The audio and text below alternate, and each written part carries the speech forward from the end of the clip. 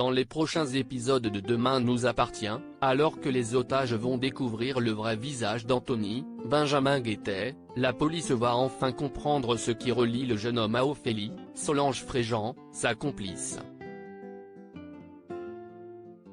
Pour le lancement de sa 5e saison, marquée par l'arrivée d'un nouveau showrunner à la tête de la série, Demain nous appartient a décidé de frapper fort avec une nouvelle arche-catastrophe qui a débuté il y a quelques jours et met en scène une prise d'otage au sein du Spoon, le bar emblématique du feuilleton.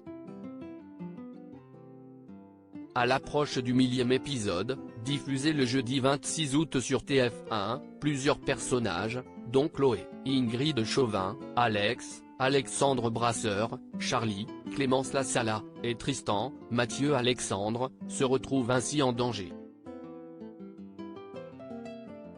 Et la situation va prendre un tournant inattendu au cours de l'épisode de ce soir, déjà disponible sur Salto, lorsqu'Anthony, Benjamin Guettet, va tirer sur Ulysse, Sébastien Capgras, pour protéger Ophélie, la preneuse d'otages.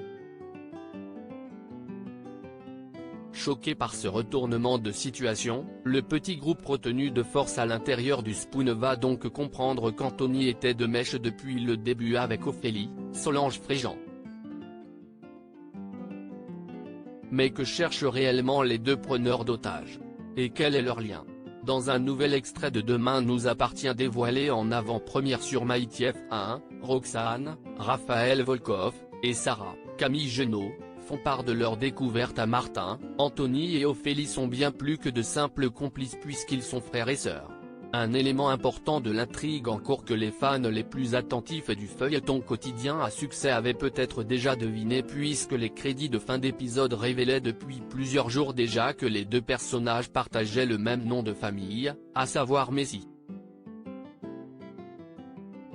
Roxane explique à Martin, Franck Mancini, qu'Ophélie et Anthony Messi, respectivement préparatrices physiques à Nancy et ouvrières intérimaires dans le BTP, n'ont pas de casier et sont en apparence des jeunes sans histoire. Mais si est-il en réalité dans l'histoire de leur famille qu'il faut fouiller pour comprendre le drame qui est en train de se jouer au Spoon?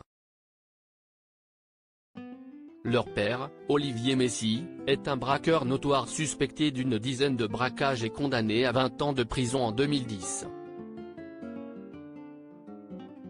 Martin souhaite l'interroger pour en savoir plus, mais Sarah lui apprend qu'il est décédé en prison il y a 6 mois.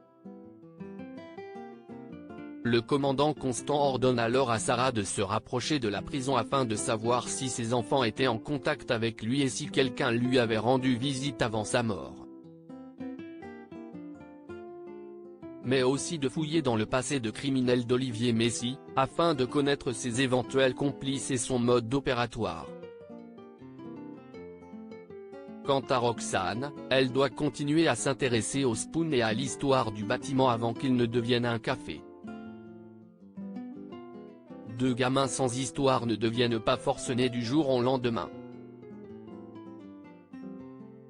Donc on va savoir pourquoi, conclut le commandant de police, qui a compris que la clé de cette affaire se trouve à l'intérieur du Spoon. Ophélie et Anthony Messi pourraient-ils être à la recherche d'un trésor oublié, convoité en vain par leur père à l'époque? À moins qu'il ne s'agisse d'un butin que ce dernier aurait enterré dans le sous-sol du Spoon après l'un de ses braquages? Réponse la semaine prochaine dans Demain nous appartient.